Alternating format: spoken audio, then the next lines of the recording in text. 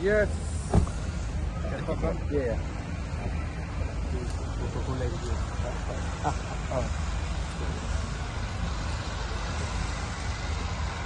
Mandal Jiলা Mandal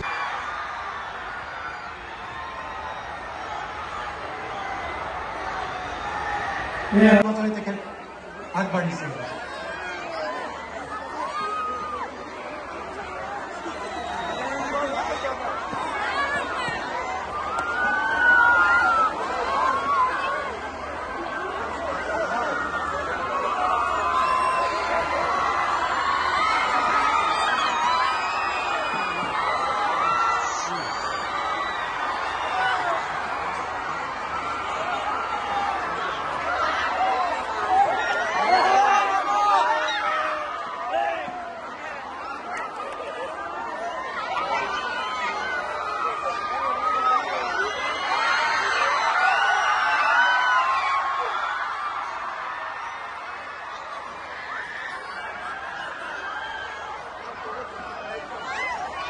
এয়া সঁচাকৈ এক অভিনৱ দৃশ্য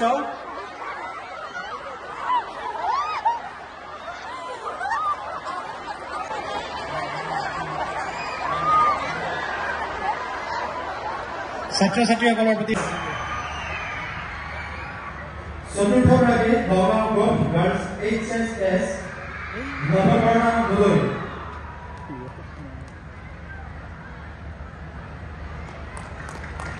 আমি ছাত্ৰ ছাত্ৰীসকলৰ পৰা হাত চাপৰি আশা কৰিছো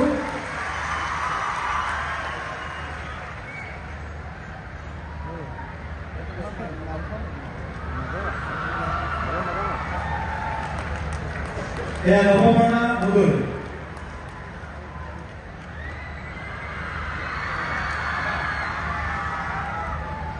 ইয়াৰ পিছতে মুখ্যমন্ত্ৰীৰ বিশেষ আঁচনিৰ অধীনত বাইচাইকেল বিতৰণ কৰা নৱম শ্ৰেণীৰ ছাত্ৰ ছাত্ৰীৰ মাজত প্ৰতিনিধিত্বমূলক বাবে আমবাগান HSSৰ পৃথ্বীৰাজ বণিকক মই মঞ্চলৈ নিমন্ত্ৰণ জনাইছো তেখেতে আসন গ্ৰহণ কৰিব আৰু তিনিটিকৈ উল্লেখযোগ্য কাৰ্যসূচী আজি ৰূপায়ণ কৰিব সন্মানীয় মুখ্যমন্ত্ৰী ডক্টৰ হিমন্ত বিশ্ব শৰ্মাদেৱক আমি আদৰণি জনাইছো মঞ্চলৈ তেখেতে মাননীয় মুখ্যমন্ত্ৰী মহোদয়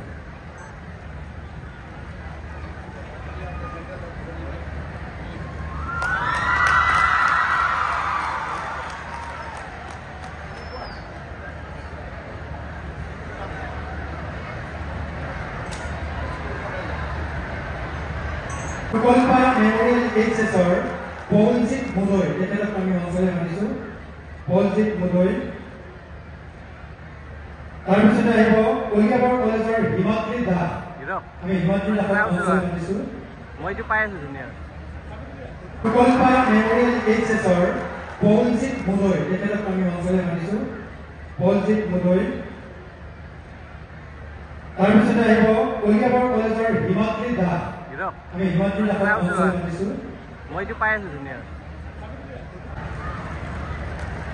কলিয়াবৰ কলেজৰ হিমাদ্ৰী দাস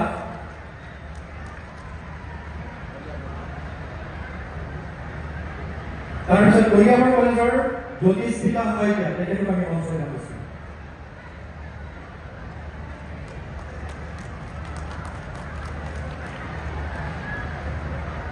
জ্যোতিস্মিতা শইকীয়া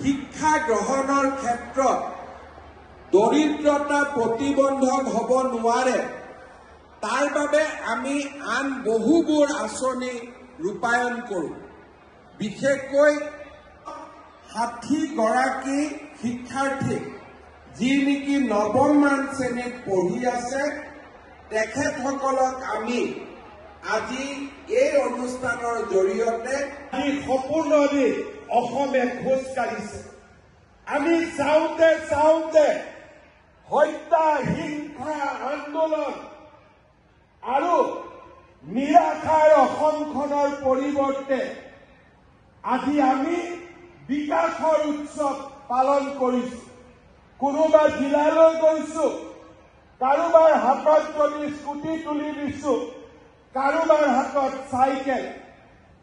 জিলালৈ গৈছো, কাৰোবাৰ হাতত দুৰ্ভগীয়া কৃষকজনৰ হাতত মিছন বসুন্ধৰাৰে আমি মাটিৰ পট্টা তুলি দিছো।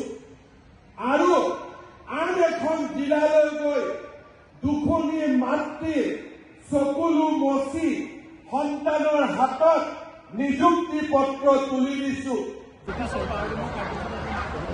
আজি নগাঁও জিলাৰ বহু হাজাৰ ছাত্ৰ ছাত্ৰীক আমি চাইকেল বিতৰণ কৰিলোঁ, স্কুটি দিলোঁ আৰু লগতে আনন্দৰাম বৰুৱা বঁটাৰ মাজেৰে 12,500 টকাকৈ তেওঁলোকৰ বেংক একাউণ্টলৈও পঠিয়ালোঁ।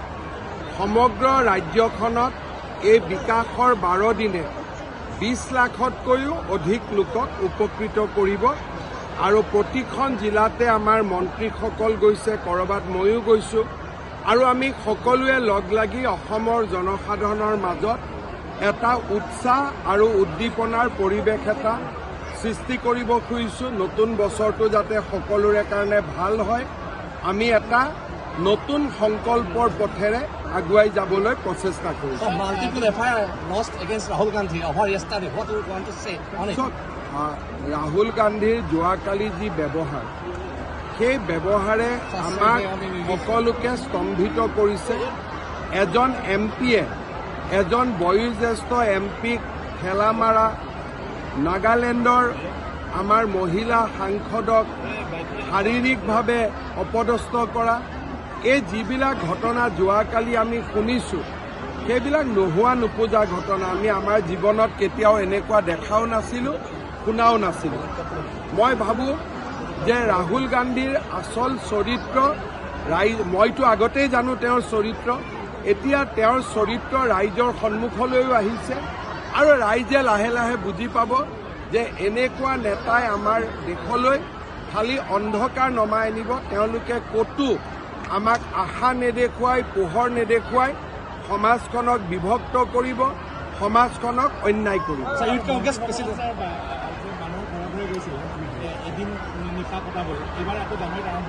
আমি এতিয়ালৈকে যিখিনি কৰি আছো সেইখিনিয়ে কৈছো, তাৰ পিছত দেখা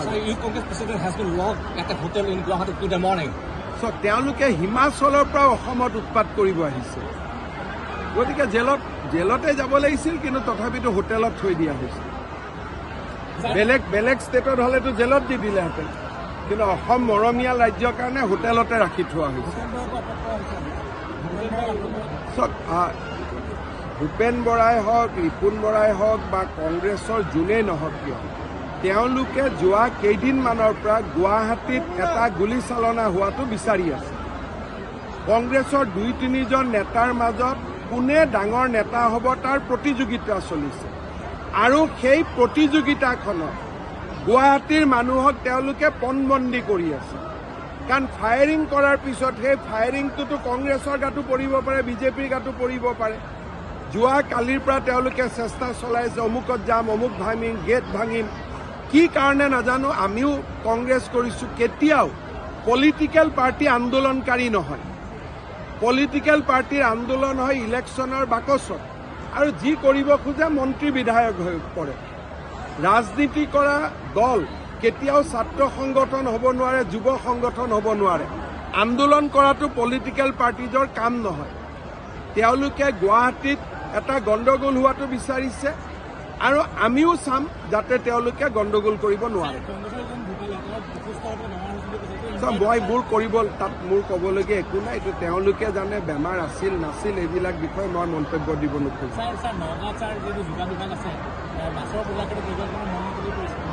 আপোনালোকে ওলাই আহক না, কোনে কাক মনোপলি কৰিব পাৰে। আমি আছো, খালি আবেদন কৰক যে অমুকৰ জেগাত আমি কৰিব খোজো, লগে লগে কৰাই দিম, হ'ব। চৰকাৰে এই বছৰ আৰম্ভ কৰা নিযুত মইনা আঁচনিখনে ইতিমধ্যে সমগ্ৰ ভাৰতবৰ্ষতে দৃষ্টি আকৰ্ষণ কৰিবলৈ সক্ষম হৈছে। নিযুত মইনা আঁচনি আমি আৰম্ভ কৰাৰ পিছত ভাৰতৰ বহুত ৰাজ্য চৰকাৰে আহি আমাক এই আঁচনিখনৰ বিষয়ে সুধিছে, কাৰণ এই আঁচনিখনৰ লগত এটা বহুত ডাঙৰ আদৰ্শ ইয়াৰ লগত সমাহিত হৈ আছে। আমি যদি অসমৰ সমাজ জীৱনৰ ফালে চকু দিওঁ, বিশেষকৈ পিছপৰা অঞ্চলসমূহত আমাৰ ছাত্ৰীসকলে নৱমমান শ্ৰেণীত 10মান শ্ৰেণীত পোৱাৰ লগে লগে দেউতাক মাকে তেওঁলোকক বিয়া দিয়াৰ বাবে প্ৰচেষ্টা আৰম্ভ কৰে। যোৱা 2 বছৰৰ পৰা আমি বহুত প্ৰচেষ্টা হাতত লৈছো যে যাতে আমাৰ ৰাজ্যখনত কম বয়সতে ছোৱালীক দেউতাক মাকে বিয়া নিদিয়ে। আমি যেতিয়া এই কথাবোৰ দেউতাক মাকৰ লগত পাতো, ছোৱালীজনীৰ লগত পাতো, তেতিয়া আমাক বহুতে কৈছিল যে মামা আমি পঢ়িব খোজো, কিন্তু ঘৰত আমাক পঢ়াবৰ কাৰণে উপযুক্ত ধন আৰু সম্পদ নাই, গতিকে আমাৰ পঢ়া আমি চলাই ৰাখিব নোৱাৰো, আৰু দেউতা মাই যদি বিয়া দিব খোজে তাক আমি আপত্তিও কৰিব নোৱাৰো। এই কথাৰ প্ৰতি লক্ষ্য ৰাখি আজি আমাৰ চৰকাৰে এখন এনে সুন্দৰ আঁচনি হাতত লৈছে যে মেট্ৰিক পাছ কৰাৰ লগে লগে আমি যেতিয়া ক্লাছ 11 শ্ৰেণীত পঢ়িম, আমি ধনী হম বা আমি দুখীয়া হওঁ, প্ৰত্যেকগৰাকী ছাত্ৰীৰ বেংক একাউণ্টত আমাৰ চৰকাৰে 1000 টকাকৈ জমা দিয়ে। ইয়াৰ ফলত আমাৰ কোনো ছাত্ৰীয়ে পঢ়া শুনা কৰিবৰ বাবে দেউতাক মাকৰ বোজা হ'ব নালাগে। আমি নিযুত মইনা আঁচনিৰ জৰিয়তে কোনো দেউতা মা যাতে ছোৱালীক সোনকালে বিয়া নিদিয়ে, পঢ়া শুনা কৰাই ঘৰখনৰ কাৰণে ভাল খবৰ লৈ আহিব পাৰে পঢ়া শুনা কৰি, তাৰ কাৰণে আমি চেষ্টা কৰিছো। মোক ল'ৰাবিলাকে কৈ আছে মামা আমাৰ কাৰণে একো নাই নেকি? হয়নে নহয়? এইবাৰ মই চেষ্টা কৰিম ল'ৰাবিলাকৰ কাৰণেও ভাল আঁচনি এটা বনোৱা, যাতে ল'ৰাবিলাকেও দেউতাক মাকৰ কষ্ট কমাব পাৰে।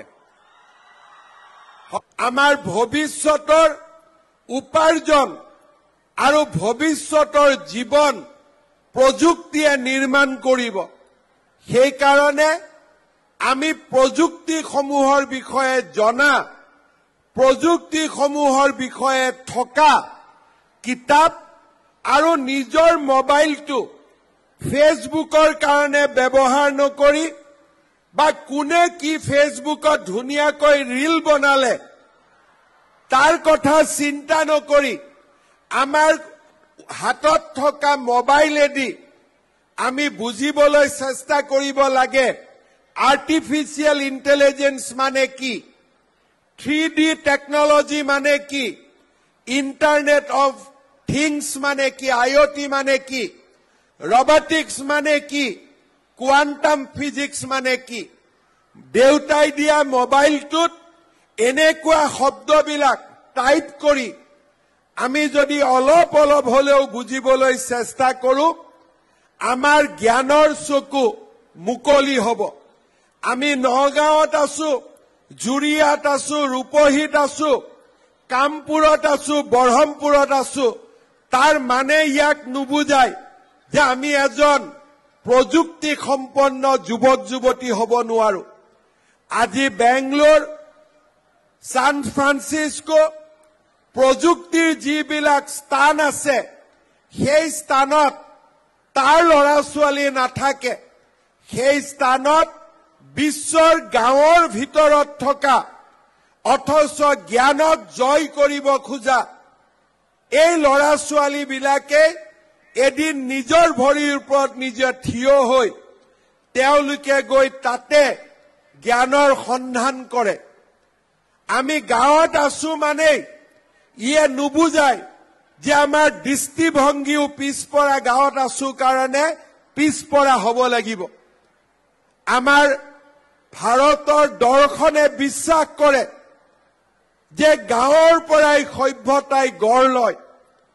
আমি বিশ্বাস কৰো যে বোকাতেই পদুম ফুলৰ জন্ম হয় আৰু সেইকাৰণে আমাৰ কম্পিউটাৰ আমাৰ মোবাইল ৰীল বনোৱাৰ পৰিৱৰ্তে প্ৰযুক্তিৰ অন্বেষণ কৰিবলৈ যদি আমি চেষ্টা কৰো আমাৰ জীৱনৰ সোণালী দিনবিলাক আমি ভবাতকৈ আগতে আহি পাব তাক মই বিশ্বাস কৰো।